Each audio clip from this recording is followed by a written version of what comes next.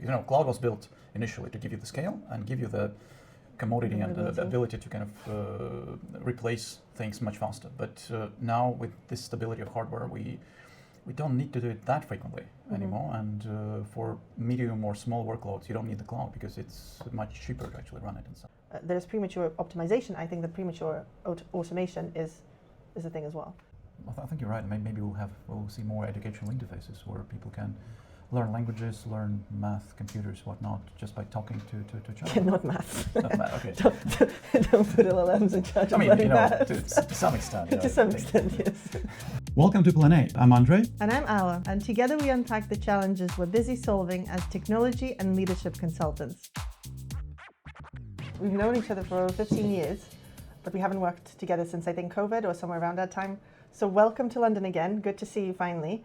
Same. We're going to catch up on the most important topics. Yes, we have prepared some questions randomly. Well, not randomly, but we prepared some questions each other, and we shuffled them a bit. And now we're going to try and answer them. Okay, let me pick this one. Okay, so how long does it take to see consequences of technical and architectural decisions? In my experience, it takes about a year at least if you're working in a startup to scale up, to start, let's say, understanding whether the decision went the right way or the wrong way. To see the consequences of a wrong decision, you have to ignore your gut feeling and not do anything about it.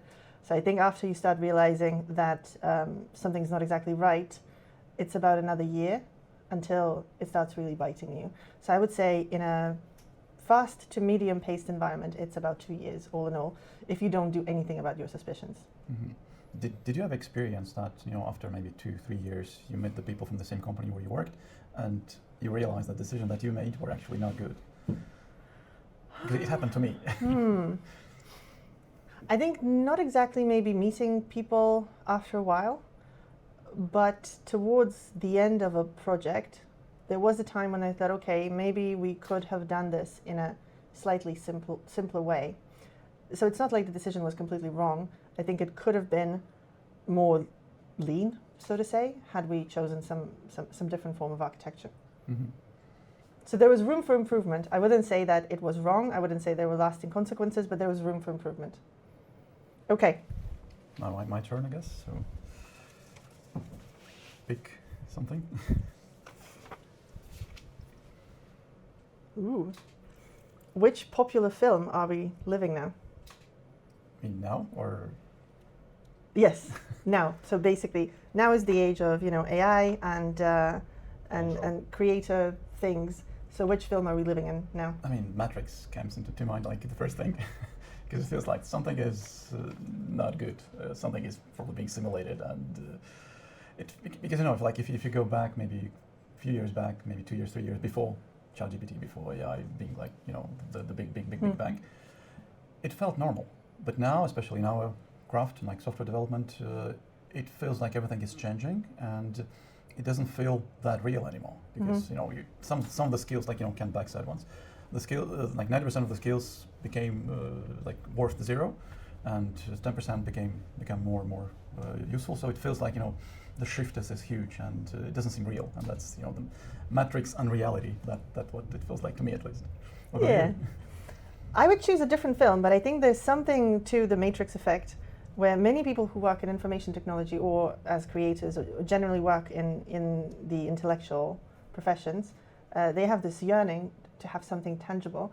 I'll never forget an interview with a candidate for director of engineering position, I think, when I was hiring a few years ago, who said, well, I want this to be my last position. I know that you guys are expanding. I could stay there for 2-5 years, but then I'm going to retire early and become a carpenter. And he proceeded to show me his workshop in the garden and tell about his projects. And it felt really odd at that time because you're interviewing for a serious position and you're talking about your carpentry projects. But I can relate to that more and more every day. Yeah. Okay, let me choose this one. How do you know your tests are useful and not just passing? They need to break often enough, especially if you're vibe coding. Mm-hmm. They need to be something you would have tested manually if you could. That's my approach. So the best software, I would say, and the best tests come from automating what you would be doing anyway.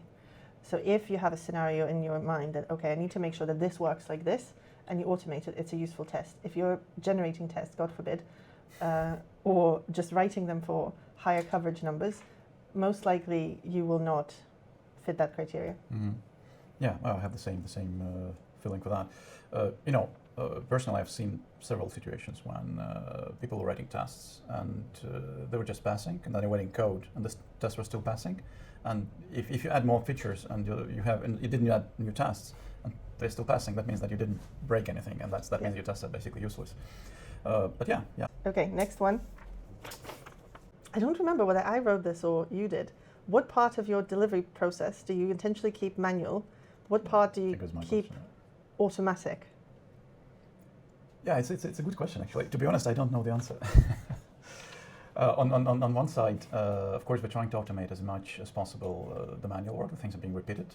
Also, we're trying to automate usually the things that are causing errors. So let's say if you're doing something once a month, but every time you do it, there's an error, then it's better to automate that, even though you do it only once a month. It may be not justified, like your automation investment may be not justified just by because it's done once a month, but because we have errors, it's probably better to formalize that, put it into code, and then run the code when we have to do that. But of course, the reason I wrote that question because there is automation costs money. And an effort, and you cannot automate everything. Yeah. And you cannot automate all the functional tasks, all the different types of security policies and acceptance testing. I mean, you cannot automate all of that. You can automate some of that, but automating all of that will cost a lot of money, and you have to kind of choose which part is best. And of course, in this case, I usually try to invest more into integration tests because usually they show the path of many components are involved, and you can say that okay, the system is working. And unit tests, of course, we also do that, but it's important, but it's faster feedback in general, but it's not. It's something. It should be part of the normal developer lifecycle. It's not really automation. In terms of automation, that's really there's things that allow us to check the system overall, and to automate mundane work, the work that brings errors. That's maybe two main things. How about you? I can tell you what I don't automate unless there's a good reason to. Controversial DNS configuration. If it doesn't change all the time, if it's not dynamic, the Terraform provider for Cloudflare, I've heard it's awful, by the way. Exactly. So last time I tried to use it was 2019 maybe. It was terrible. It was just not worth it. Then I heard from people that it's much better than it was, but you're saying it's still terrible. Oh, I just did. I think I lost 2 days trying to do an upgrade of Cloudflare provider from version 4 to version 5, and it still didn't work. Yeah. I mean, now it works after a few complaints, few issues, and then a few PR pull requests. But yeah, it took me a lot of effort just to make it work for DNS records. And not only DNS, but still a lot of things were just broken. And like having worked with even disaster recovery processes at scale. So I ran infrastructure for a bank, and we practiced disaster recovery drills. And it was okay to have part of the process documented and done manual as long as someone's following a run book. So my rule of thumb is it has to be really painful to continue to do something repeatedly and manually for it to be automated. So there's premature optimization. I think that premature automation is a thing as well. And I try to avoid it. There was a very talented architect I worked with, hands-on architect, who said it has to hurt before you automate something. So you have to have done something several times and decided, I don't want to do this again. Then you automate it, not the other way around, where you automate it and then you find the reason why you did so. Do you see on-prem growing in popularity again? I really wanted, I don't care whose turn it is, I really wanted to hear what you have to say about this. Yes, I do see that. It does happen. It does happen. People really are observing the complexity of the cloud, and that the cost is hard to predict, and quite often it blows up in the places where you don't expect it, and especially for companies who do not have enough cloud skill inside the company, they tend to make common mistakes like paying a lot for ingress traffic, paying a lot for some leftover instances, and paying a lot for a service that they thought was free but it wasn't. That's the reason many companies are afraid of the cloud, because they've heard about this scary stories about cloud bills, and it's true. It's true. It's so easy to for simple stuff get a bill that is much bigger than you expected. Yeah. That people are really migrating. Not really migrating, but initially they're considering just being on-prem because it's easier and they own everything, and they know exactly how much it costs, more or less. But also, the other thing that makes people migrate from the cloud or start directly on-prem, it's because the maturity of the technology and in general skill set in the industry for the on-prem installations has raised.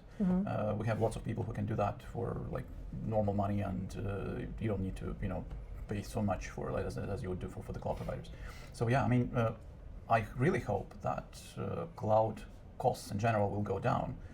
But so far, not gateways, ingress traffic, egress traffic, regional traffic. That's all costs so much that you can really justify that.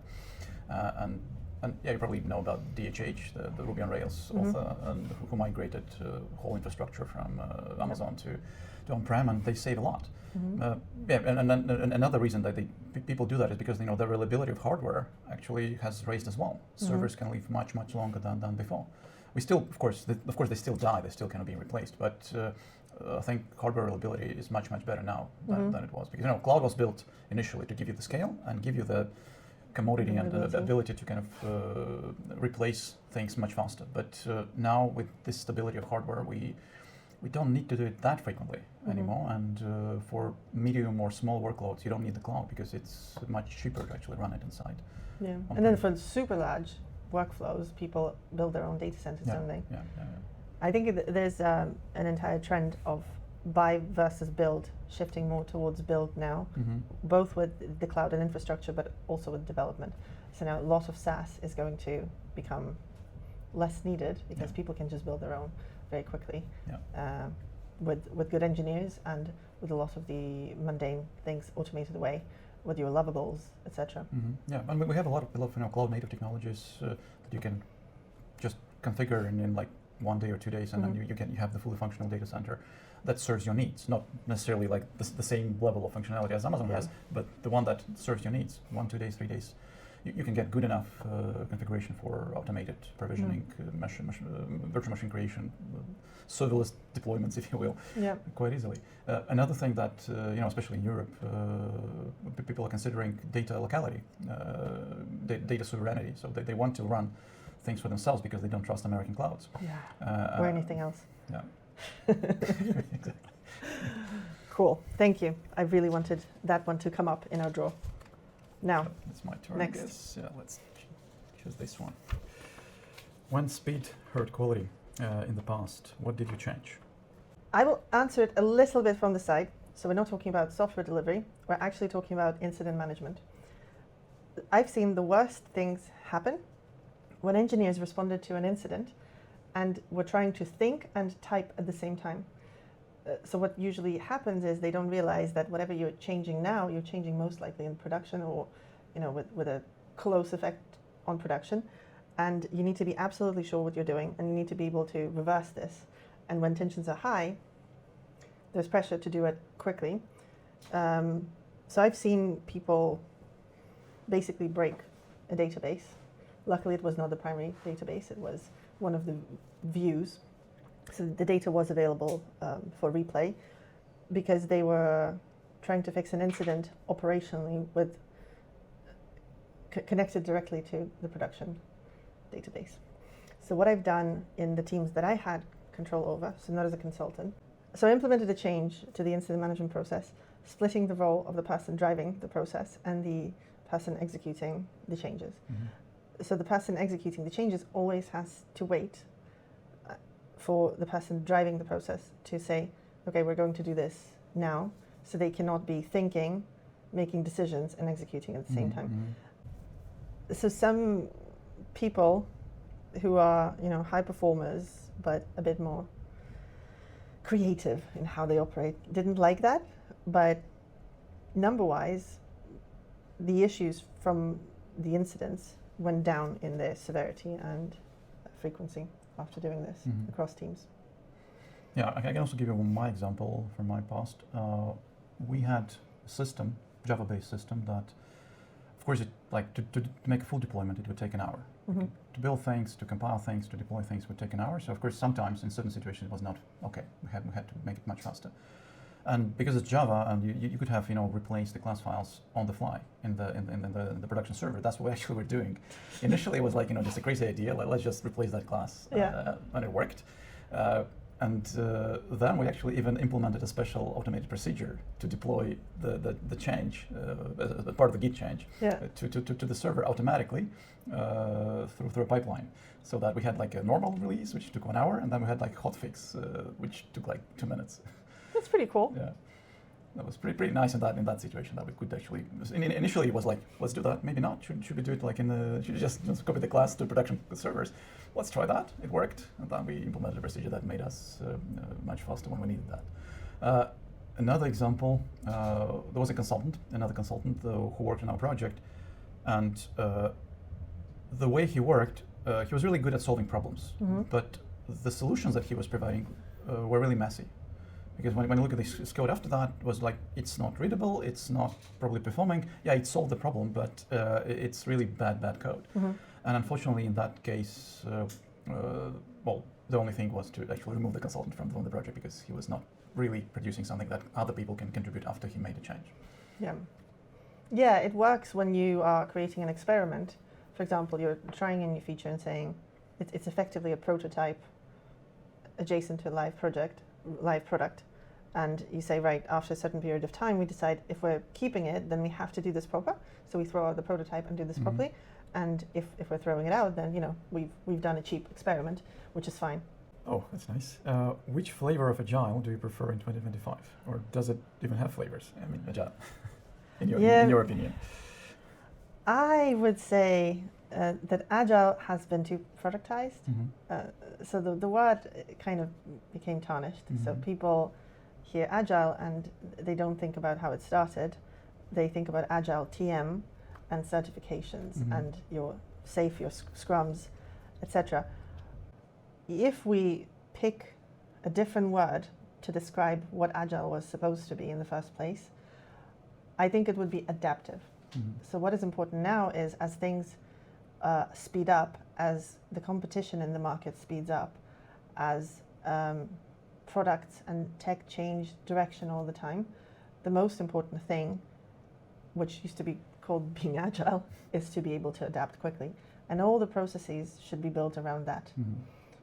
So adaptive anything is what I optimize the teams for now. Yeah, exactly. That's my experience as well. That I mean, it doesn't matter what process is, but if you're really serving the needs of your company, needs of the customers, then it's fine. And I mean, of course, we have lots of different flavors, I would say, of movements. Some people like pure Agile, some people prefer Kanban, some people like Scrum, some people prefer SAFe, and of course there's also a lot of criticism on SAFe. You can read it like in many places because of too much complexity. I think that we as an industry, we grow out of Agile. I mean, so at least the beginning of Agile, because especially if you take the initial frameworks that were sort of considered being Agile, which is Kanban and Scrum. Those are frameworks that are good when you start, when you don't know anything, when you have little experience with the knowledge work, with software development work, with product work. Then those frameworks are good starting points. But then when you grow, when you understand the whole complexity of your organization, of the environment in which you're creating the product, then of course Agile alone is not enough. You have to understand like team topologies, Canavin framework, for example, and many other things that will help you out to select one of the tools, maybe a composition of tools that will let you, drive the team, the company in the right direction. But overall, of course, as you said, it's about adaptability. It's that you adapt to the environment. And have you heard of this Canavin framework? I think so, but can you remind me? Yeah, it's it was created by David Snowden. I think his original idea was to find a way to categorize how humans operate in different knowledge domains. But I think the model that he created actually could be used in in many different domains, not only like knowledge capturing domains, but also like in software domain and in anywhere where you have some knowledge to address. So basically, he splits any domain into 5 main subdomains: clear, complicated, complex, chaotic, and confusing. And depending on in which domain you are, you will use different practices. So if you're in a clear domain, then estimates could be precise, best practices will work. You can use waterfall; it will also work there. So in clear domain, everything is clear because knowledge is so much visible that it's easy to find the path. Complicated has more elements. Estimates are harder, but not impossible. Good practices exist, and so on and so forth. In complex domains, we have even more knowledge connected, and there are many unknown unknowns. Estimation is way harder. But still, and it compounds. And your and most likely agile methodologies, frameworks are better to be used in complex environments because you don't know exactly where you're going. You have to be, your feedback cycle should be as short as possible so you can adapt to a changing environment, to knowledge absorbing. In chaos, everything is unknown, right? It's just unknown unknowns. And basically there you cannot plan, you cannot estimate, you just have to react to the environment, and eventually maybe you can bring the chaotic environment into a complex environment, then maybe to complicate it. And what Dave Snowden also is telling is that you don't want to be in the confusing domain because it's in the middle. If you don't know in which environment you are, then you cannot really select the tool set, and then you're lost. So I like that framework a lot. And you even if you don't know which environment you're in, you have to assume something because then at least you can stick to a single plan. What I found helpful to go back to the basics and really understand how Agile grew was the explanation in the book Leadership is Language of blue work and red work. So red work is essentially heads down, focus, do. Blue work is reflect, plan, ideate, etc. So the key is that you have to have both and you have to alternate between them. So if you always stay in the red domain, you may end up working really hard on something that is completely wrong or useless. If you stay in the blue domain the whole time, you may end up just ideating endlessly and not executing at all. Like the classical enterprise architect. Exactly. Living in the ivory tower. So you need to alternate between the two, and depending on the environment that you described, it can be longer phases of red or longer phases of blue, and more phases versus fewer phases. But ultimately, Agile is about combining the doing, the reflecting, the estimating, and the learning in the right way. I think it was Marty Kagan who mentioned something similar called dual mode Agile, where basically you have two modes, like this red mode and then blue mode, and you kind of they're intersecting from time to time. And these are the basic building blocks of Agile delivery management. The frameworks are just implementation details, so you don't have to stick to them. They only work if the team is really disciplined to reflect on it. So the team has to be rather senior in their work practices. They have to be disciplined, so to not swerve off the updates and into random discussions. And if they're senior enough, then these artificial check-ins should not be necessary. So exactly. Based on the last few years, I think that daily stand-ups are a paradoxical tool. I don't quite understand what they serve. I think the original idea was to keep team in sync, but there's so many other ways to keep the team in sync that having this theatrical time when people are just not listening to each other and just saying no blockers. I think it's quite an expensive ceremony, and I haven't recently seen it bring the value for spend. And looking back at it, so we've built the last product that I've launched. We've built it from scratch in about 6 months, including the first prototype phase, and then we've been building up the functionality for a year. I don't think we had stand-ups at any point. So somehow it worked naturally without stand-up. Yeah, but I think it's also part of the industry that we are calling many things, and it's part of Scrum Guide, and people have read the Scrum Guide and then starting preaching the Scrum Guide, and then they're just following the rituals, but not following the idea of why it was introduced in the first place. So unfortunately, or fortunately, we don't need stand-ups. You know how they say, if you're dreading Monday on a Sunday, then you're probably not working in a good environment. Yeah. It's the same of, have you ever seen a person excited about, No. oh yes, finally we get to go to the stand-up.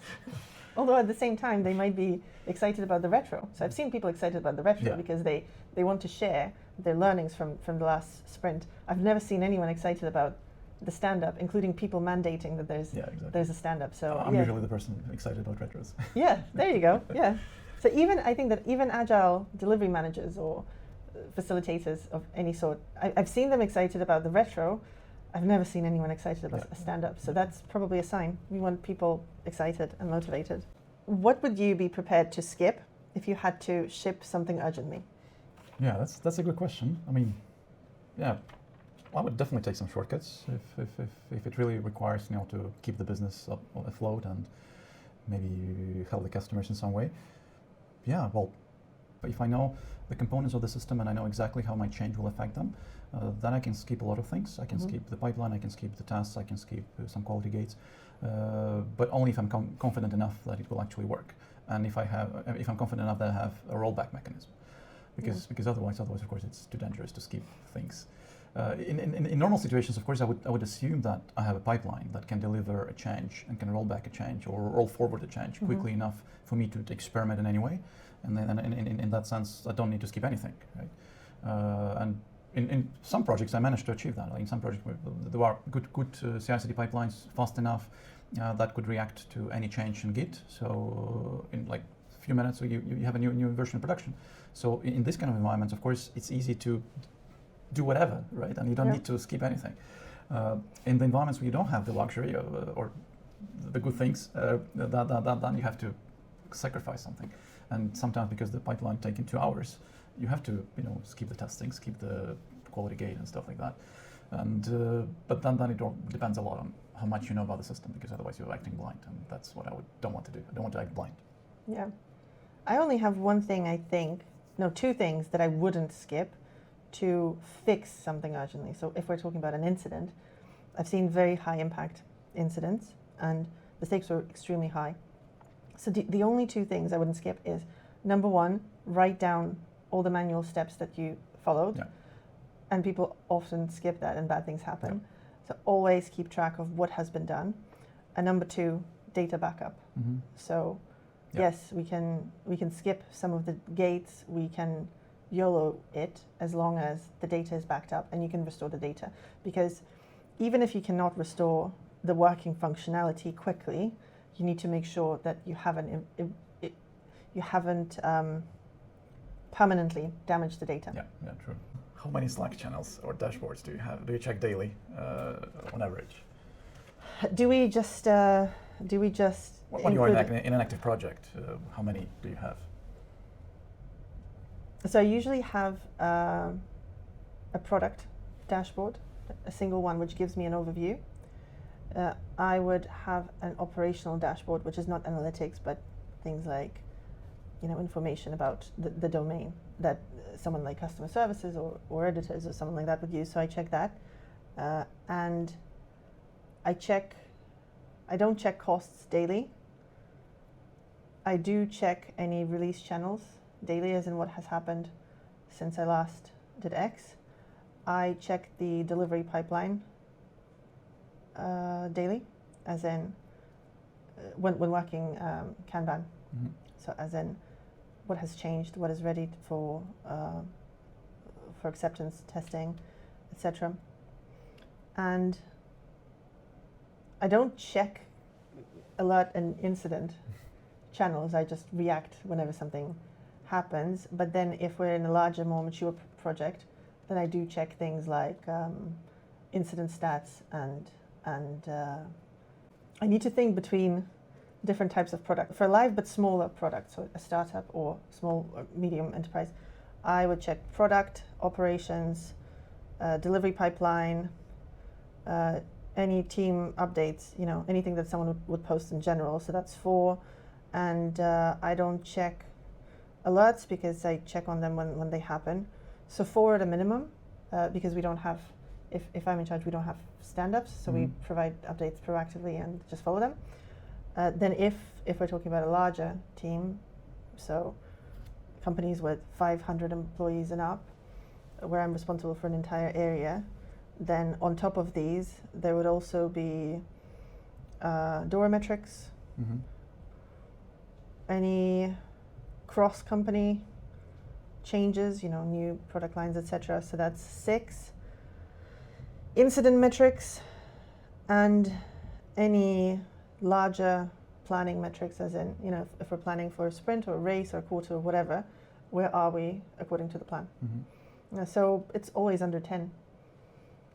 If there are more than 10 things to follow, I start prioritizing and just dropping something off, as in if it's urgent enough, it will find me, someone will chase me.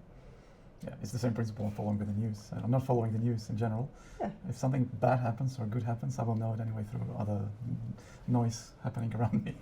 Exactly. A really good friend and mentor said a while ago that he'd like to let emails sit for at least 2 days, because after 2 days they would either disappear or someone would follow up if it's important enough.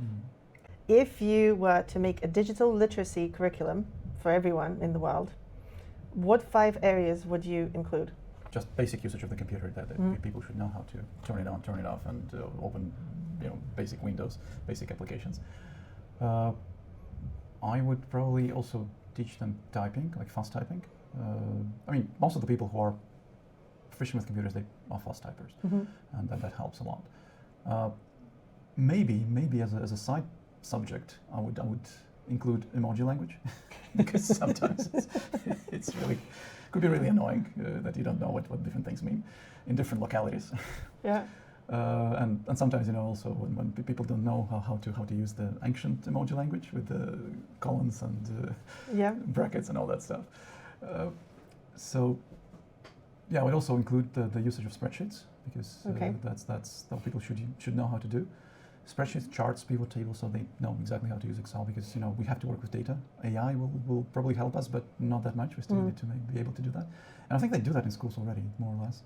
And of course, how to use ChatGPT in general, how to write prompts. That's probably going to be one of the most important skills in the future. You have to know what to ask, and that's maybe not exactly the digital literacy, but in general, people need to be able to ask questions and develop critical thinking. Because without that, they will treat it as a black box and will never know exactly is it true or not. It could be manipulated in that way. So they need to learn critical thinking, regardless of digital or not digital world. They need to know it. Yeah, it's pretty cool. What's your list? I actually remember going into one of my kids' year R, not classes, but parent days, when parents presented their profession, and explaining certain basics to 4 and 5-year-olds. And one of the things that I would include is basic understanding of what a computer is and what it's not. So it's effectively a calculator with some extra features. It automates things that you would otherwise do with your brain. So I would teach them some basics, depending on the average education level of the person. I would maybe explain how it's built, but not too much detail. People need to understand what the tool is before they use the tool. So they need to understand the underlying thing it automates. I would teach zero trust, so being paranoid online, but also with computers offline. One of the most traumatizing digital experiences in my life is when my WD hard drive died in 2009, taking with it some absolutely priceless family videos. So now I don't trust a single source of backup. I have multiple. That's maybe a bit of an overkill, but it's good to tell people about backups, about security, about not being too trusting. I would teach password management. There's so many things out there now that it's just critical to know how to manage identity, even again if in simple terms. So that's 3, how computers work, zero trust, password management, how to organize data. So you want to be able to find things easily when you're looking for them. And I have to say that tools like Gmail and the rest don't help with it. So you take a modern teenager, they don't know how to organize their email. They just dump everything into one place, and then they try and search for it, because you can keep everything forever. That's what happens with their rooms as well. Exactly, yeah. So that's 4. And finally, how to keep your screen time in check. Mm-hmm.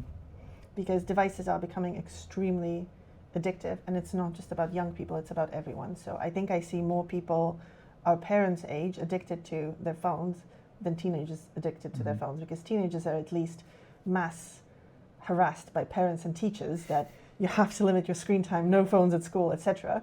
With older adults, that just doesn't happen, so they're left to their own addictions. Yeah, so digital detox. Yes, should digital be hygiene, yes, digital health and yeah. safety. Okay, biggest unexpected AI bill? You've seen? Bill. I have been lucky in that we were not using, say, AWS Bedrock, but rather open AI API. Mm-hmm.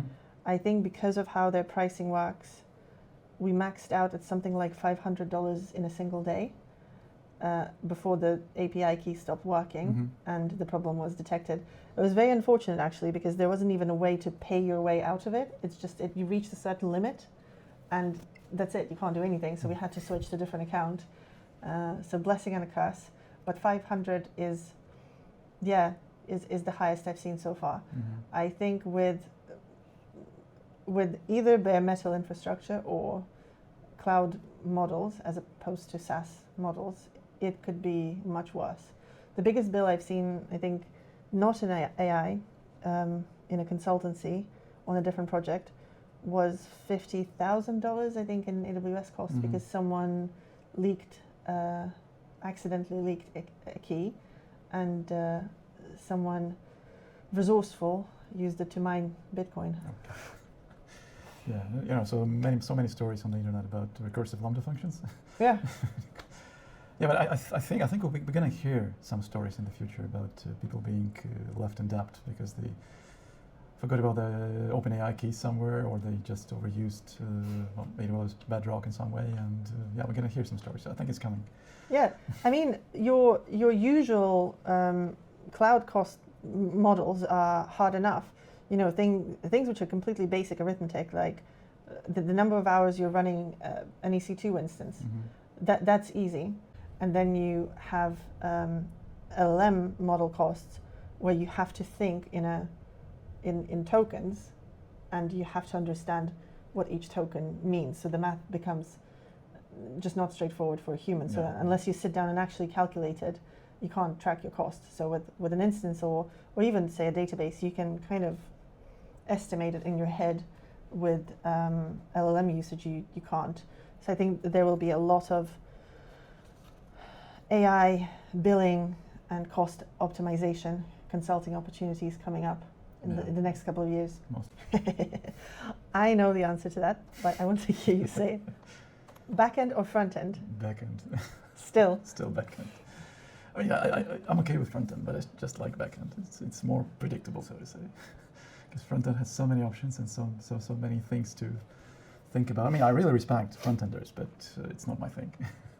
But you know what they say now as well? Visual interfaces will become obsolete. So people are saying there will no longer be a flow of you fill out this form, you press this button, then there's certain rules which are pre-designed by a designer and have limited permutations.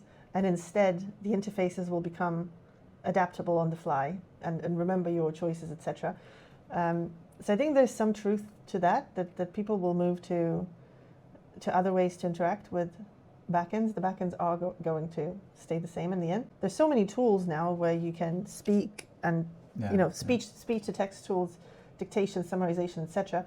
And still you see people texting all the time. No, like people just like to text. Voice interfaces existed for 20 years. Yeah, it's just they're not convenient in every context because I cannot imagine me being somewhere in the middle of the city talking to my phone to do something. Yeah, I will text it. I will type it. I will use my because I don't want other people to hear what I'm doing. Yeah, I want to just keep it secret, so to say. So in any context where you don't want to expose what you're talking about, you will need to use interface that is more like touch-based or maybe mind-based. I don't know, maybe the next thing coming.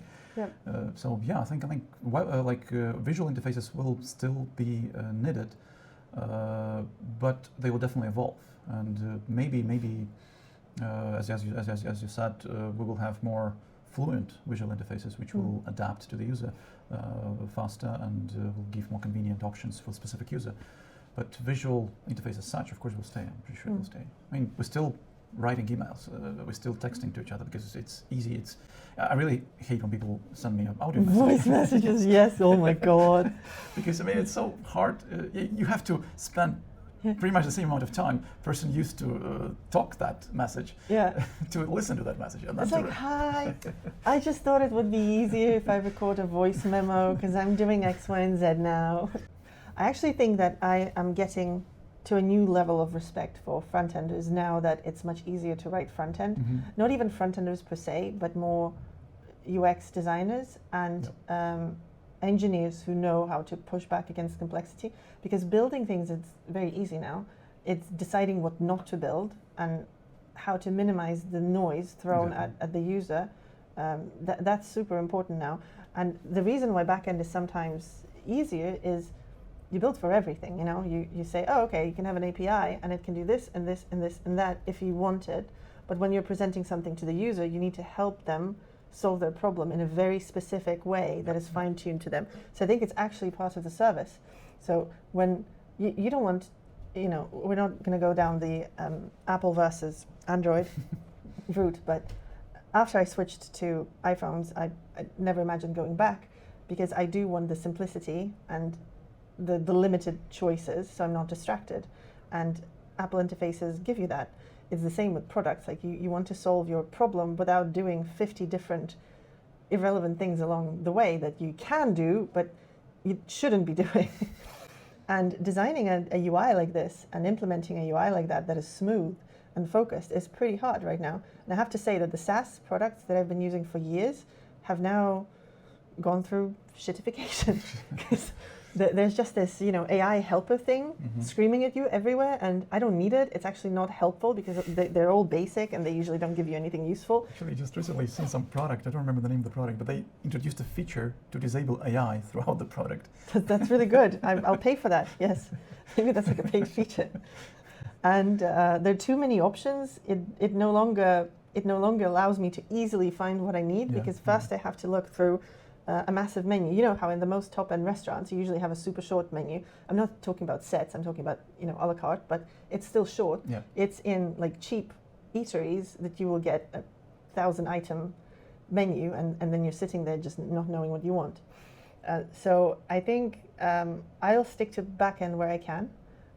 Thank you, Cursor and the like, for helping me build front ends faster now, but I prefer backend. But I do have a lot of respect for senior front-end engineers. Absolutely. But also, if you think about that, I mean, the ecosystem that currently exists, mostly in the browsers and in the mobile apps, I think it matured over the years. Now it's really a lot of things that that you have to know in order to make like a real professional UI, and it's translation and reactiveness and the colors, the minimalistic interface with the buttons and all that stuff. That's all.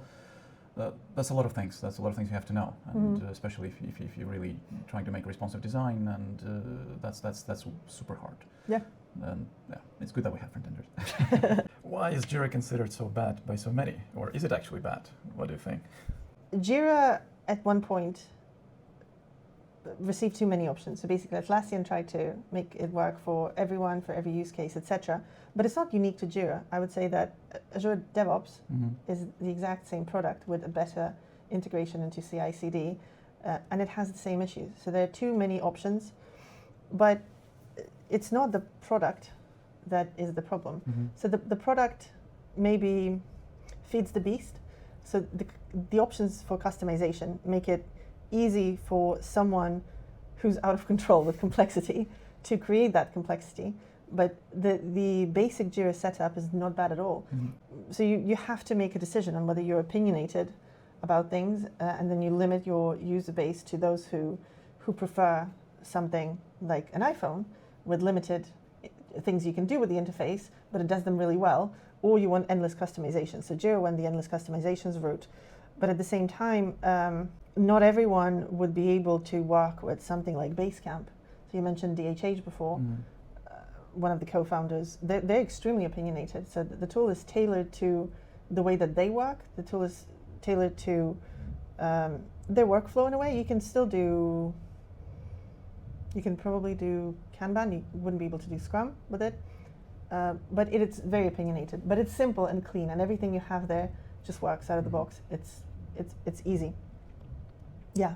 So I think Jira is the messenger of bad process decisions. It's not the tool itself.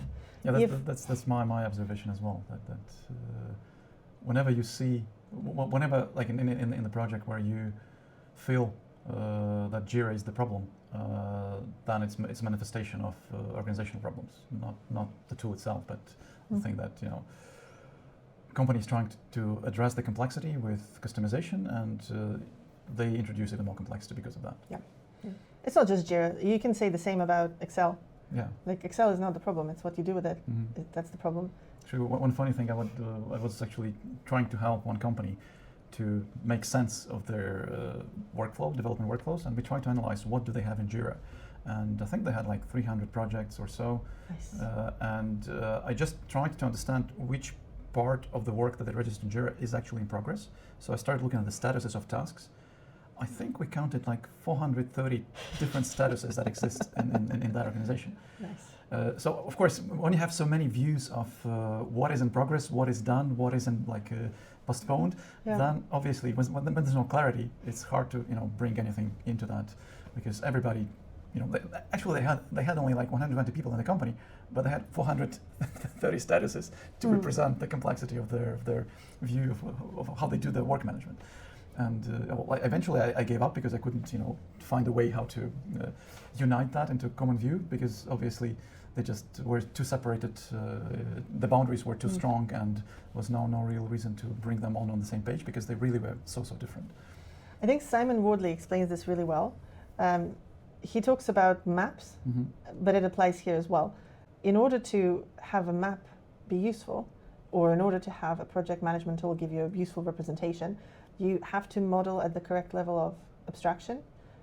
So you have to drop some of the details, because a model is a simplified representation of reality. And if you're trying to make the model a detailed to the max representation of reality, you end up with too many details, and it defies the purpose of the representation. Same as if you're trying to make a one-to-one map of France, you're going to end up with a map of France the size of France, which again defies the purpose. It's not the tool's fault that people are bad at modeling. So yeah, I don't get the hate for Jira too much, and I don't think it's any worse than any other tool. Yeah, but in my experience, when people are complaining about Jira, it's not the tool. It's really the organizational clutter that exists in that company. Yeah. That they cannot really cope with, and probably is historical and is accumulated, and there's a huge technical and organizational debt that is bringing them more. And people in local teams maybe are trying to resolve that by introducing more statuses, more fields, more everything. And then when you look at the whole company, it stops making sense, right? Because it's just too much complexity. And you could have just had separate tools. If you have your own statuses, then have your own tools. Yeah. What's the purpose of having it together? Coolest thing you've learned this year? I mean, I definitely dove deeper into wordly mapping this year. So I think I get a better understanding of what it's useful for, and I use it for a few clients to do an audit and to do like the mapping of what they have in their company. So I think a deeper understanding of wordly mapping, that would be one thing. I think also vibe coding, if you will. Yeah, it's also a thing that I learned deeper, understood deeper, especially and understood the limitations of that, and played with different models and get some successful results, some not so successful results, and I yelled at my AI as well. So. What are you excited about happening this year in the tech landscape? Well, I really hope to see smoother data integrations with AI, so that we have much easier way to accumulate our knowledge into sort of personalized chatbots, personalized or company-based chatbots, so to say. I mean, it's already happening. I just want to see a smooth experience where you can really design a thing with 5-10 minutes, and you have a bot that can reply to questions about certain data or certain knowledge and structured knowledge. Now it's possible, but it requires an effort. Maybe I hope that by the end of the year we'll have it much faster. Maybe some SaaS products will do that, or ChatGPT will do that in some way. Yeah, maybe vibe coding really becomes vibe coding, because now it's really annoying sometimes. I mean, it's working 20-30% of the cases, especially in the areas where I'm not proficient enough, like front end, for example. But I would really hope that it will become more proficient and more vibey, so to say. I want to see non-profit initiatives which use AI to help developing countries, but also people who are less digitally fluent. So if you look at people above the age of like 65, somewhere in that area, they are forced to use technology on the same level as everyone else. And you will know this, like you live in Latvia, and in Latvia, sometimes when it comes to digital, the country just overdoes everything. So the e-signature and e-identification is forced upon everyone, but the UX is really complex.